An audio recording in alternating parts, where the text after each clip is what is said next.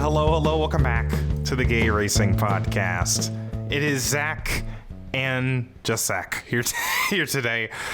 Remember when we opened last episode with, we had people complaining that we talked about being gay too much? Well, we decided to combat that by getting rid of Alex. So there's only 50% as many gay people on the podcast now. So Alex is gone. He's sent to the Shadow Realm. If you're actually wondering where Alex is, he is moving. He's moving into his new apartment. He doesn't even have a setup yet, so he does not have time to record an episode for Richmond this week. So I was like, well, what could I do this week? Could I get a co-host? Could I do nothing at all? And I thought about just doing nothing at all. We do have a special guest episode coming out tomorrow. Patreon viewers, you guys already know. You guys have already seen it. But I actually ended up going to the Richmond race. I actually went, and it was interesting. It was kind of a few firsts for me. Obviously, it was the first Easter race at Richmond. I like it. It was a little cold. I was cold as hell yesterday. Oh my God. It was cold. I was debating even going, like literally all weekend, because I was like, well, I kind of want to spend Easter Sunday, home, relaxing with my family, but our Easter celebrations, and we're not that hardcore into Easter, but we got our Easter celebrations kind of wrapped up by like 3:00, 4:00. And I live an hour away from Richmond. So I was like, I might as well just go. I mean, I bought my ticket yesterday. The only regret I had was, man, the weather's looking really iffy, but it cleared out really quickly. And of course, the wet weather tires kind of helped that out. We'll get to that in a minute.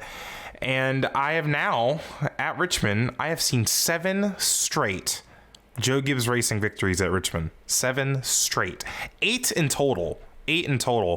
And yesterday was, I believe, my 10th time seeing a cup race at the track. So in my 10 cup races, I've seen 8 JGR wins, including the last 7. So that's great. And it's been only 3 different, it's been 4 different drivers, because Carl won in 2016. But in the last 7 straight, I've seen the Kyle Busch sweep, a Truex sweep, plus when Truex won in 2021. And when Denny Hamlin won in 2022, and then he wins this race 2 years later, last night. But yeah, so I'm going to talk about a few things with the race. I just kind of want to start off, though. It was just another next-gen short track race. And I'm not even going to talk about the short track package, because there is nothing to talk about. Literally, it did not look different than any other Richmond race that I've seen. Even with the Gen 6 car, it looked like a Gen 6, like when they had the, what's it called? Those big spoilers when they raced in 2019 at Richmond with the big spoilers, which was so dumb. They should have never done that. It looked a lot like that, but a little bit worse.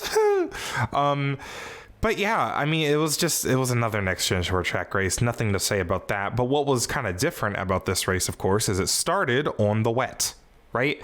And I have a lot of slays to give out for these wet tires. Slay of the week to these wet tires existing, because it turned what would have been for sure a 30 minute delay to the start of the race. It turned it into what was just it was literally just, it felt like 5 minutes, because as soon as it stopped raining, drivers to their cars. Because it was raining really lightly. I mean, I was sitting in the grandstands. It was raining really lightly, but as the rain came down, the track dryers were still on the track, just to not have a bunch of moisture on the track.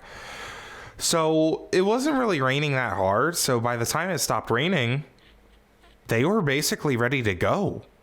Like, I was actually kind of surprised when I saw the car covers coming off and seeing drivers get in their cars. I was actually really shocked, right? So that's just a slay, because that's just a lot of time that we saved. And then the green flag flies, and what I love is that it wasn't even like a clown show. There was awesome racing. They were racing 4 wide. They were racing up at the wall. Any groove worked. It was amazing. It was awesome. I was so entertained the first 30 laps of this race, and then NASCAR decided to ruin it by throwing a caution. Like, And I get why they want to be careful, but NASCAR has done this for as long as they've done rain racing, ever since they started doing it with the Xfinity cars back in 2008. They've always done this. They throw cautions when the weather changes, because like, oh, the teams need time to change to the wet weather tires. Because our teams aren't smart, apparently. We're the premier stock car series, but our crew chiefs, they're so dumb. We can't let them figure out when it's the best time to change tires. Like, dude, that first stage would have been so interesting. It would have been so cool if... And that doesn't actually make sense either, because maybe, I mean, to be fair, it's the very first time they've done wet weather oval racing, right? So I understand their hesitation with... I understand their hesitation with, letting the teams figure it out, but dude, just let the teams figure it out. Remember at the Charlotte Roval when that started as a rain race, and then throughout stage one, it started drying up, and Ty Dillon won the stage because they were the first to put on slicks and it worked out for them. Like, that would have been cool to see last night. It would have shaken up the field, right? And what is a track position race, it would have really shaken it up. So I hope the next time we have these wet tires, they really just need to do what every other racing series does and just let the teams figure out when it's time to go to dries. Especially, like, I kind of get it when it's a dry track and then it starts raining. I kind of get why, like, okay, throw a caution. But with it being wet to dry, that's a very, pretty obvious transition for a lot of the teams. Not obvious, like when to change the tires, but it's not like a big deal. Like, it's a gray area. It's not like, oh, a bunch of water just got poured onto the track. Like, that's kind of an urgent thing, like, if it just starts raining. So yeah, that's just kind of what it's like. Don't half-ass weather strategy if you're going to have weather tires. That's just what they need to do. Now, here's the thing about Richmond, and this isn't the breaking news. Richmond is not really a, classic short track race anymore. Breaking news, I know. It's basically a strategy race. It's one of the few kind of races on the schedule that's very based into strategy. I'm trying to think of other examples, because Richmond is just the key example to me. I'm trying to think of other examples like this where it's cool, because it's like stage 2 and 3 are literally just mini F1 races, where there are some teams doing one-stop strategies, there are some teams doing two-stop strategies, and it's really interesting to see, to be honest. And unfortunately, we kind of didn't even get to see the strategy play out, because stage 2, we get this caution. And again, I'm at the track. I did not even see this happen. I did not see Kyle Busch hit the wall. That's how much of a non-issue it was. Any other time a car is spinning or wrecking, there's people pointing to it, or like it catches your eye because there's smoke or something, right? But hell, MRN didn't even know what happened. I was listening to MRN. I had a scanner. MRN didn't even know what happened. I thought it was like lightning. I thought it was for lightning because there was like lightning going off in the distance. I guess it was farther than like the 8-mile radius, so it didn't really matter. But yeah, I saw lightning going off, and I'm like, oh, is this a caution for lightning? Uh-oh, that's not good. But no, like MRN, I don't even think MRN ever told us what happened. I guess they never figured it out. I had to look on Twitter. So yeah, Kyle Busch, I mean, that wasn't really worth a caution. It was one of those things where it's like, and people brought up like how at Atlanta, they didn't throw a caution for 2 cars stopped at the pit entry. At Bristol, there were a lot of cars hitting the wall. They were slow. They didn't throw a caution for that. I mean, why are we throwing a caution for that? Because it literally ruined stage 2. It ruined Alex Bowman's night, ruined Josh Berry's night. Josh Berry had a top 5 kind of run going, but yeah, that was just really lame to me. That was just really lame to me. And then stage 3 had the same kind of strategy, except everyone just went with the 2-stop because they didn't want to get, they realized NASCAR was trigger happy with the cautions tonight, so they didn't want to get screwed by a caution. So no one really attempted to do the one stop, which I'm a little bit surprised. Denny's team, the 11 team, made it a little bit interesting because they did an overcut. And I don't even know if it really gained them anything. I think they were running, where were they running before pit stops? I want to say they were running 4th or 3rd before pit stops. So, and they were running 3rd once it all kind of cycled out. Because the thing about I was watching Denny in this last run, and I thought for sure Denny was going to win. I was right, but he needed a little bit of help to win, of course. But I thought Denny was going to catch Truex, but this race kind of taught me something about like the way the tires on these next gen cars wear. They get to a point where they just kind of plateau. Like in F1, for example, the more that you wear at a tire, the more and more kind of exaggerated the fall off gets. Like it almost falls off a cliff, right? But with this next gen car, it's like as soon as your tires reach a point, the fall off just stops. It starts running the same speed for the rest of the run. Because once Denny caught Joey in second, he could not do anything to Joey, right? I mean, there was no passing him. So that's just kind of dumb. And again, that's just a next gen short track thing that I don't even want to get into. But, there was tire wear, because a lot of people after Bristol were saying, well, the tire wear is the solution to all of our problems. Just make the tires really soft. And yeah, the tire did wear yesterday, but again, it has that weird thing where it plateaus. So it's like, maybe you got to look into that. Another idea I have, and I've said this before, I really love the treaded tires. When they raced the treaded tires, when it was wet at Martinsville, when it was wet at, what track was it wet at? North Wilkesboro All-Star race last year. Treaded tires, they have less grip. They have more grip in the wet, but on the dry, they have less grip because there's less, surface area for the tires to touch because there's, they're treaded. And part of me just wonders, is that the answer to like our tire wear woes? Like, I don't know. I mean, the racing was good. Of course, the track was wet. But these cars, I mean, we all know these cars need less grip, and the tires are probably I don't know if it's the cheapest way to do it, but it's they gotta try something. They gotta go more extreme than what they did here last night, because it just, I don't know, it was just weird. But yeah, in general, this race was like the first race that I didn't think was very good. I don't know. Like, I guess I'll get to that. I'll get to that more kind of when I talk about if Richmond should come back with 2 dates. But so I'll talk about that in a minute. I hate Bubba Wallace. I hate him. He's gay. He's not me using that as an insult. No, like so let me explain what happened. So I'm watching Martin Truex about to give me 3 fantasy points in GRP fantasy, and I see someone point to the infield, and Larson is spinning, right? So I go on Twitter to see what happened, and I think I heard MRN mention Bubba. So I'm just like, why did Larson spin? And I see this really zoomed in replay. I quote retweeted it on my my Twitter. And I just see this really zoomed in replay, and all I see is Bubba making contact with the 5, and around the 5 goes. Now, given the context of Bubba and Kyle have history, okay?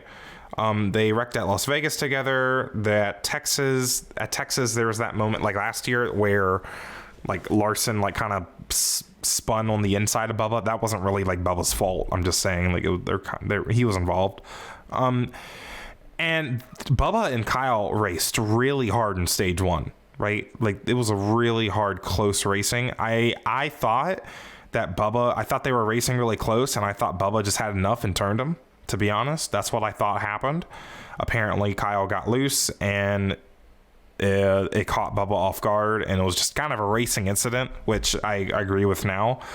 But Jesus Lord, did Twitter cook me. Oh my God. Sorry for having an opinion.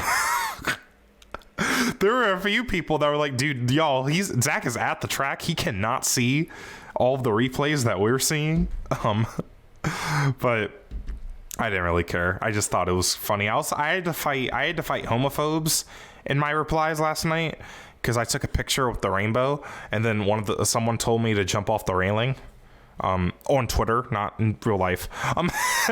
And then the Bubba fans, Bubba Nation was coming for me because I'm a dirty Larson fan, and then people were bringing up weird stuff. So that was not fun. So sorry for having an opinion on that incident. Next time Bubba Wallace does anything, I will just pretend it didn't happen. I will just look the other way. My bad. I'm not actually salty. I'm just saying that's kind of how I felt after that situation. Like, okay, I'm sorry for having an opinion. Like, whatever.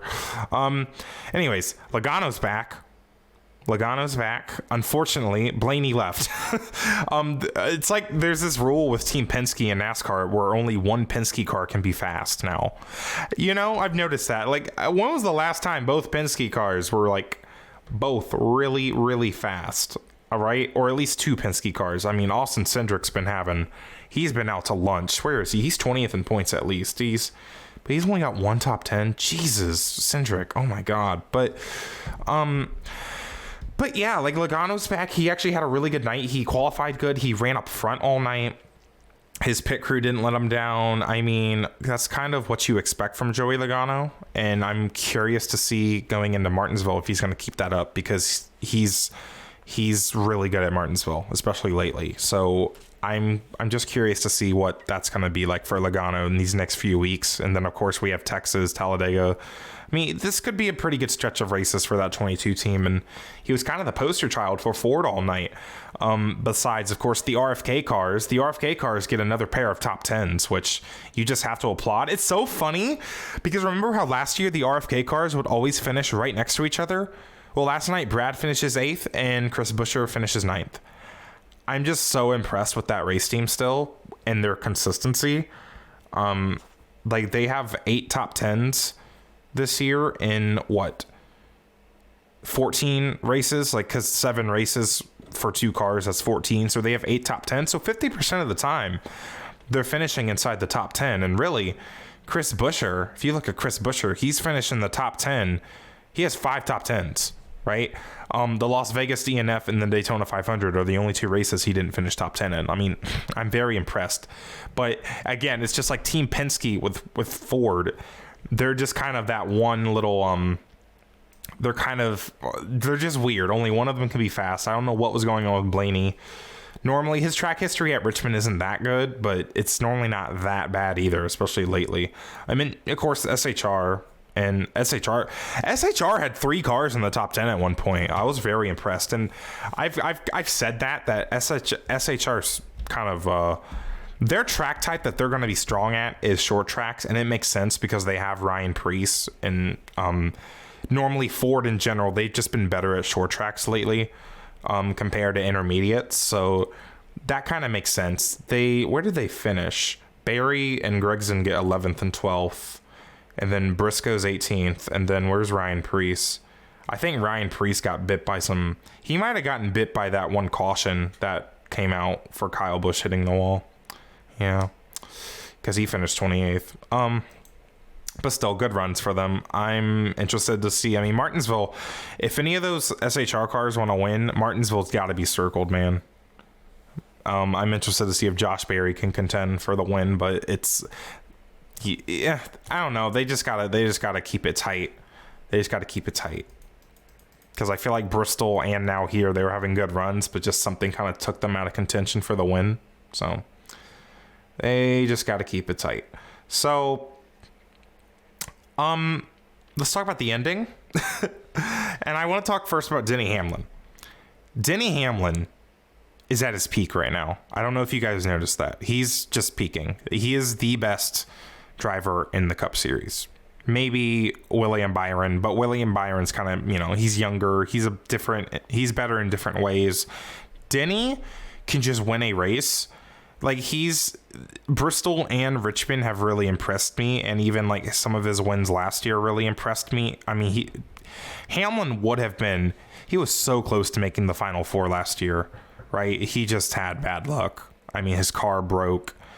Something else happened in one of the races, and then he finished second to Blaney at Martinsville, and it just cost him a playoff spot. But let's talk about this ending, because Martin Truex dominates the race, and it's ironic that this overtime restart is what gives the 11 team the advantage. Number one, Slay of the Week to the 11 pit crew, because, and this is the second week in a row that the race has been decided on pit road, because like Christopher Bell, he lost some time on one of the pit stops, and it ultimately kind of costed him a lot of track position. And this 11 team won Denny the race. It gave Denny control on the restart. Maybe a little bit too much control, but it gave Denny control on the restart. And Truex, Truex has this problem where he doesn't really show enough aggression. And that overtime restart just completely screwed him. His pit crew let them get beat by the 11 team. I mean, the 11 team, they came into pit road third and they left first. Like, the 11 team had an amazing stop. Like, don't get me wrong. It's almost like the 19 team. What are they going to be able to do about that, right? Like, that's a extraordinary stop. But yeah, I mean, it's just kind of unfortunate, right? Truex, I feel bad for Martin because he has so many reasons to be pissed, right? Because the caution comes out in the first place for Larson spinning, being pissed off about that. His pit crew costs him the lead. Be pissed off about that. He gets kind of run really tight off turn 2 on that final restart by Denny. Not egregiously tight. Like, I mean, it's racing for a win, 5 playoff points. It's not really something you can be like, oh, Denny Hamlin, he's such a meanie. Like, you can't really criticize Denny for, winning. But I think what's most kind of egregious is this restart and the fact that Denny Hamlin jumped the restart. And I'm not here to be like, well, did Denny actually jump the restart? No, he jumped the restart. I mean, he jumped the restart. Like, you can look at the replay of, the third person angle where you're watching, the whole field. You can look at the replay that sold me is the in-car replay, right? Because when you're watching a normal kind of TV camera replay, it's hard to tell when exactly they hit the throttle.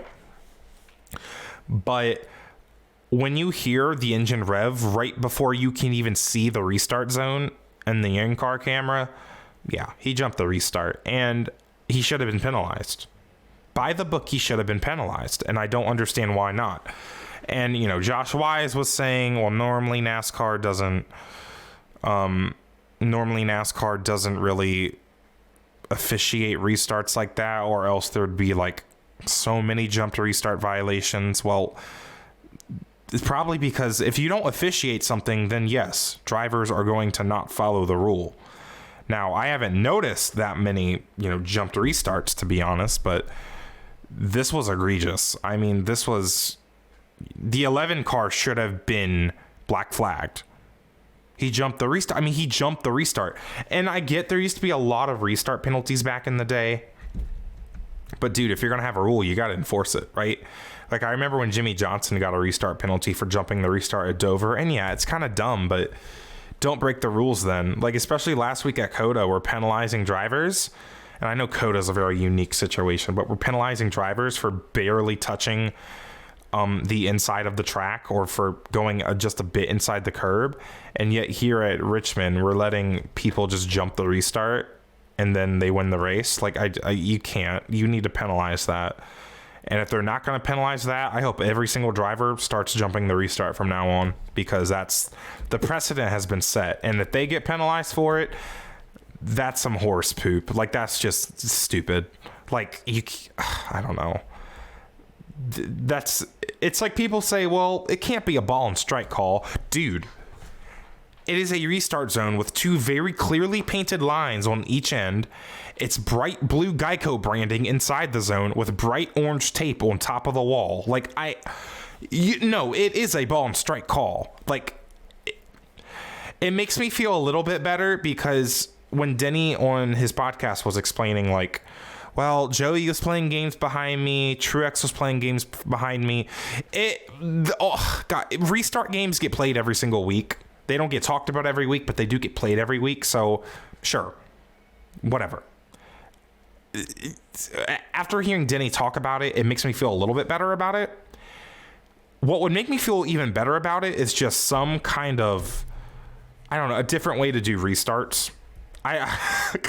Just like, I don't know, there's no good way to do restarts, because even if it's like you just, I like the idea, because in F1, starts are based on when the lights go out, right? But of course, that's a standing start, not a rolling start. For a rolling start, I don't exactly know what you can do different. You can have the flag man just like, wave it green, but then it's like, I feel like it's almost easier to play games then. And because you don't want the leader to be a sitting duck on these restarts. The leader should have an advantage. Like I know Bob Pocker said that in a video. The leader should have an advantage. So it makes me, it could have been worse, I guess, but not really, because he still jumped the restart. So he should have been penalized. It's unacceptable that he wasn't. I'm curious to see if NASCAR is going to take a look at this rule, but whatever. So let's wrap up this Richmond segment by discussing, should Richmond even have 2 dates? Because since 2019, the NASCAR schedule, after 2019, and kind of when COVID happened, the NASCAR schedule kind of had a renaissance, right? Like not even just the playoff changing majorly, but the tracks, there were a lot of tracks with 2 dates that ended up losing a date, right? Michigan, Pocono, Dover, Texas, trying to think of more, but a lot of tracks lost 2 dates, right? A few years ago, New Hampshire lost a second date, right? I don't remember exactly when. When did they? They lost the second date in, wasn't it after 2017? I don't know where that second date went. Yeah, where did it go? It probably went to another track. That's not important. My point is should Richmond have 2 dates? And, to be honest, this race was the first. This race this year was kind of the first race this year where number one, I voted no on Jeff Gluck's Was It a Good Race poll, because I wasn't very convinced. I was compelled. I will say I was compelled during most of the race. The extended caution laps, and then in stage 2, like the extended caution laps in stage 1, that was boring. I hated that. Stage 2, when that caution came out, that was kind of a deflator for me. That was really lame. That was really lame. But should Richmond, or rather, I don't know. I think this race kind of hurts because it had that kind of NASCAR overtime thing where it made it feel like the entire race didn't matter, even though it still did, right? And really, Denny's pit crew won him that race, and I think it's cool that, the 11 team had that opportunity and they really took it, because that's a part of NASCAR. It is. And that was our first overtime since Kansas of last year. I saw that little nugget. I don't know if you guys saw it, where it was like this was the longest stretch of races without an overtime restart in like 10 years, since 2014. So yeah, I mean, but the race, the officiating was really bad. The wet weather strategy wasn't being played out. That would have made stage 1 and probably the rest of the race really entertaining if they let that play out. So that alone, like, this race was so close to being good. The stage 2 strategy getting ruined, that sucked a lot. And then the overtime restart kind of, Denny jumped the restart and he didn't get penalized. So it's hard to think that race was good when I feel like I just watched a race get rigged or something. Like, I just feel like I just watched a fake race. So I'd say this race and like the Daytona 500 have been some of the worst races this year. Not that they were really, really bad. Like, it's not like I haven't been bored during a single race this year. I will say that. Like, Phoenix was probably the most boring race, but at least the racing was still kind of like a little interesting. But should Richmond have 2 dates? it's not like the next gen car is solely to blame for the way Richmond's been, because again, this was just like a Richmond race in 2019 where they had the big blades and they couldn't pass. Richmond has just lost its short track identity, and I don't know why it's lost its short track identity. I don't know why. I know why the next gen car has made it lose its short track identity, but again, it's kind of lost this. I think it has something to do with the horsepower, to be honest. Like in 2016, it was still kind of not like typical short track racing, but it was still really good, and you were still able to do a bump and run. Hell, Xfinity, they can still do bump and runs, right? I mean, they still do bump and runs here, and I don't know. I mean, maybe does the track need a repave? Would that somehow make it better? I doubt it. It's definitely not with the next gen car. I mean, the next gen car, there's no way to make. I'm kind of convinced the next gen car is never going to be good at Richmond. There's just no way. It's just like the thing is, we're not that far off from good Richmond racing. Look at the 2014 Richmond race. Remember when there was like, they were going like, it was like 4 cars under a blanket, right? Guys were pushing each other, shoving each other out of the way. And I think, again, tire wear and off throttle time, that's kind of how you get that kind of racing. And I don't know. So I'm kind of okay if Richmond loses a date, especially if it loses a date to like, you know, a Montreal, that's fine. If it loses a date to a North Wilkesboro points race, that's fine. It's a short track for a short track. Because my only argument for keeping Richmond on the schedule is Richmond, by definition, is a short track. Like, it's under a mile. Even if it doesn't really race like a short track. Well, nothing really races like a short track anymore, to be honest with you. But I just think it should... I don't know. I think that doesn't really matter anymore because short tracks aren't really in demand right now for the Cup schedule. And again, North Wilkesboro's there. They're working on Nashville Fairgrounds, getting that back on the schedule. And in general, I'm mostly a fan of tracks having one date anyways, unless there's a really good reason you have 2. Like Daytona, I mean, the super speedways have reasons to have 2, obviously, because super speedways are a rare track type, and there's only 3 tracks that can have that kind of racing. So yeah, having, you know, doubling those races up makes sense. Darlington's 2 races make sense. Richmond, their 2 races, man, they just feel the same. They feel the same, and it's not like Kansas where their 2 races have really, really, really good racing.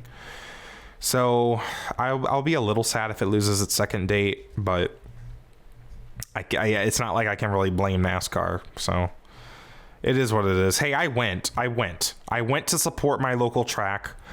Of course, I can't go to the August race because of work, so maybe the August race is the one that gets chopped.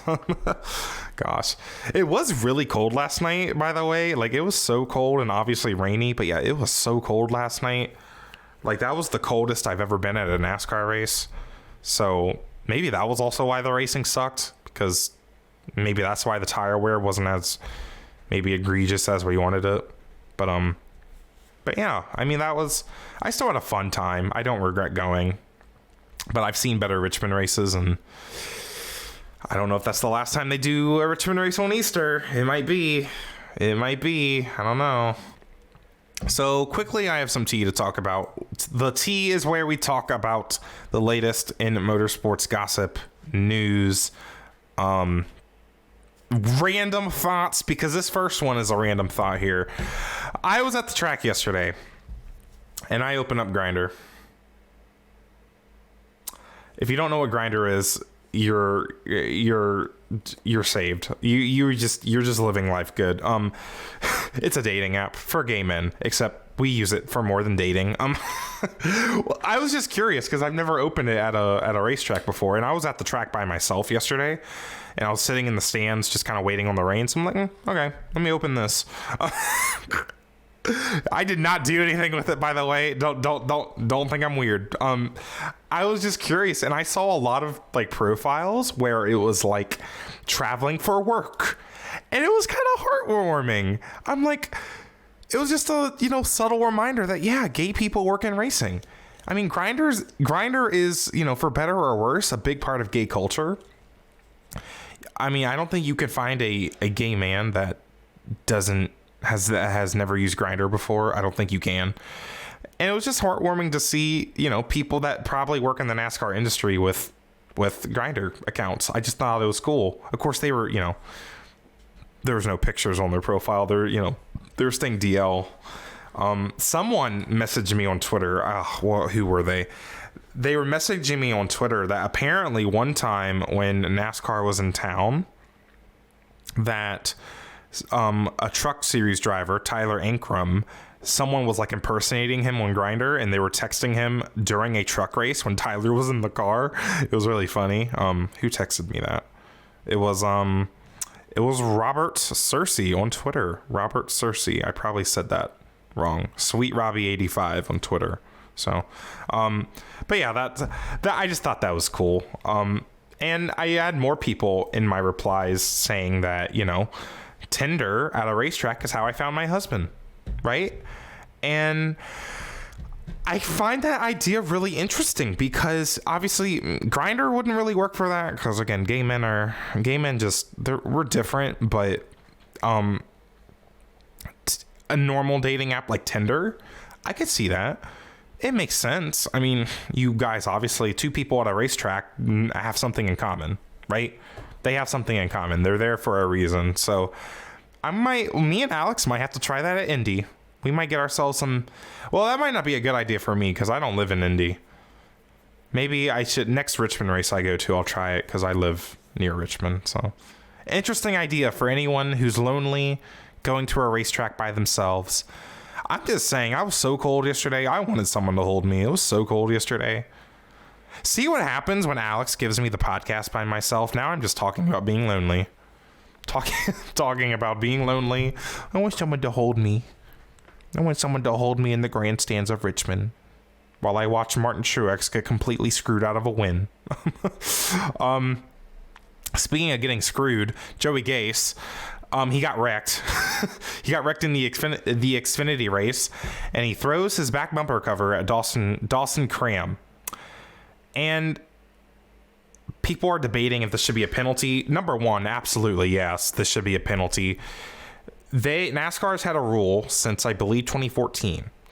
And what happened in 2014 was this was at some kind of dirt race. I don't remember exactly, but there was a race car driver. Tony Stewart was in this race. There was a race car driver named Kevin Ward. Kevin got, I guess, Tony Stewart kind of wrecked him or whatever. Kevin Ward got out of his car, approached the racetrack during caution, and Stewart's car struck Kevin Ward. Kevin Ward did not survive. He died. I mean, and if that sounds really messed up, because it was messed up. That's why there is a rule where you cannot approach the racetrack. Okay? You cannot approach a hot racetrack. So Joey Gase needs to get penalized, in my opinion, because he approached the racetrack. He walked all the way down the banking to throw his back bumper cover at Dawson Cram. I have no problem with him throwing something at Dawson Cram, but you can't approach the racetrack to do it. Okay? You just can't. Was it funny? Yes. I laughed very, very, very hard when I saw it. But on Tuesday, I'm sitting here on a Monday. On Tuesday, when they give out penalties, they have got to penalize Joey Gase. I'm sorry. They've got to. But that's just my opinion. I saw people on Twitter saying, "Oh, well, I thought you guys wanted drivers to have personality. Oh, this is a driver showing personality. Why would we penalize that?" It's not a black or white thing. You can have drivers showing personality without acting stupid, right? Because that's dangerous, right? And it's, what's kind of weird about it is, Joey Gase took his gloves off and then was looking, because obviously if you're going to throw some torn up metal at somebody and you're thinking about it, you're going to keep your gloves on. But Joey was so mad, he literally had his gloves off already, looked at his wrecked race car and was like, you know what? I'm going to rip this back bumper cover off and I'm going to throw it at him. He came up with that right at the spot. You could kind of see the thoughts enter his head as he turned to his car to do that and rip the bumper cover off. And then our last topic here on the T, as I end this episode, as we're kind of wrap up this episode, and you can kind of hear us talk about this more with Elizabeth Blackstock. Me and Alex recorded a guest episode with Elizabeth last week. It was really cool. We talked about the Long Beach news, where there was a rumor about NASCAR buying 50% of the Long Beach Grand Prix.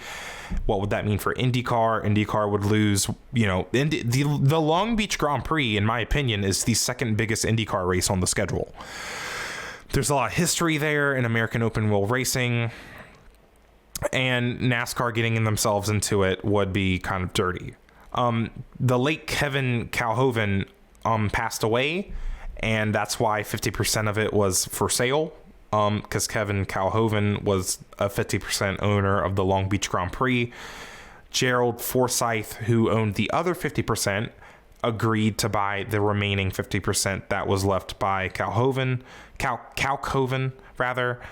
and Racer Magazine reports, quote, "This is an IndyCar event and it will be into the future." That was a quote from, I believe, Forsyth.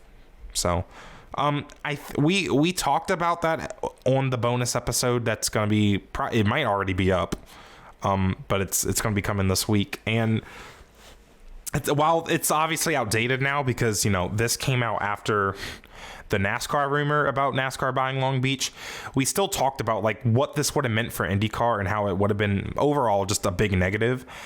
And it's still kind of relevant though, because it's like, I don't know, is NASCAR interested in IndyCar assets? Like, because IndyCar, man, they are struggling a little bit with the press. And if NASCAR wanted to, get in on that, they probably could if they wanted to, but that's what we were kind of discussing, if NASCAR even wants to. So check out that episode with Elizabeth Blackstock from Jalopnik. It was really, really fun to have her on. She's just so, I love Elizabeth. She's just so bubbly and fun to talk to. And we even got to talk about, she has her own podcast going on where she talks about some of the really weird histories of some Formula One things, like where there was a Formula One champion that got kidnapped in the middle of the Cuban Revolution. That was really cool. So definitely check out that episode. You'll hear a lot about it. Elizabeth is up to a lot of cool things. But that's the end of the episode. It's a little bit of a shorter episode today. Obviously, it's just me. I just wanted to put my thoughts out about the Richmond race. This is actually the second time I'm recording this, because the first time I recorded it, I got to the T, and literally I got to this part actually, basically, and then my computer crashed because my life sucks. But it was cool. I'm just glad I got to talk about Richmond a little bit, and Alex will be back next week to talk about the Martinsville race, and I think it's just Martinsville next week. I don't think there's any other racing going on, because IndyCar is still on their 1 month break. Maybe we'll find something else to talk about. I'm sure there might be some racing. I don't know. IMSA's not back till Long Beach either, I'm pretty sure. Jesus. But anyways, if you enjoyed today's episode, leave a 5-star Apple review and we will read it on the podcast. Also, make sure you leave a 5-star review if you're listening on Spotify. If you want to see our beautiful faces, then check out our YouTube channel. Our YouTube channel is growing. Alex has also been doing a really good job with our TikTok. You can find us everywhere at Gay Racing Pod. You can find me at Dreamy Zack Racing. You can find Alex at New Gaydon. And if you don't want to miss our future bonus content, because again, the Elizabeth Blackstock episode's been up for a week now on Patreon. If you don't want to miss it, subscribe to us on Patreon. Just what is it? $5 a month? Yeah, $5 a month. Not that expensive. If you guys are able to help out, this helps us kind of, because we have a lot of stuff that we want to do for indie, and just help support the podcast. So yeah, thank you guys so much for listening. Sorry if I sound a little bit tired.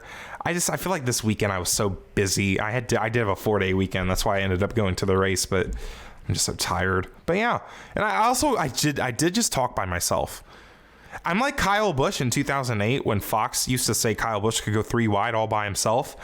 That's how I think I am, but really I'm just so dead now. But yeah, I hope you guys enjoyed today's episode. That's just kind of my little thoughts about Richmond, and me and Alex will be back to see you guys next time. Bye bye.